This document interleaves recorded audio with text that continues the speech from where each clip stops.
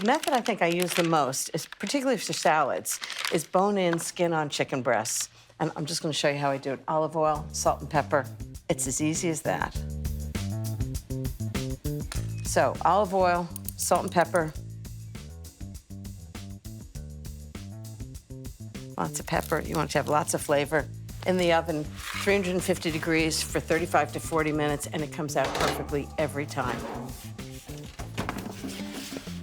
First, I've got the chicken, but in the same oven,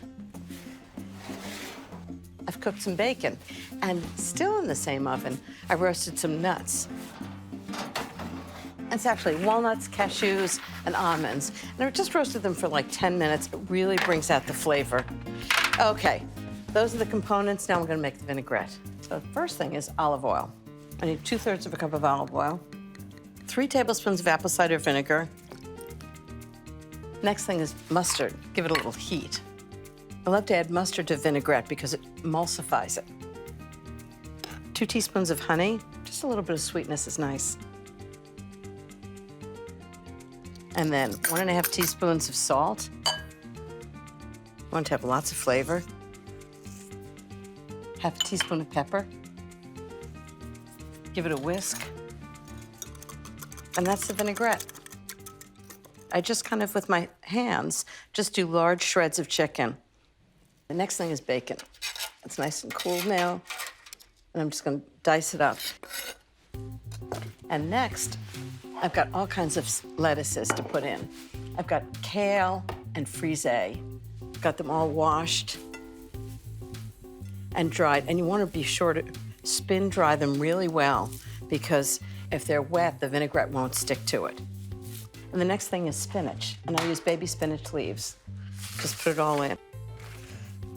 Classic Waldorf salad has grapes, but I'm using raisins instead. Just about 1/2 cup.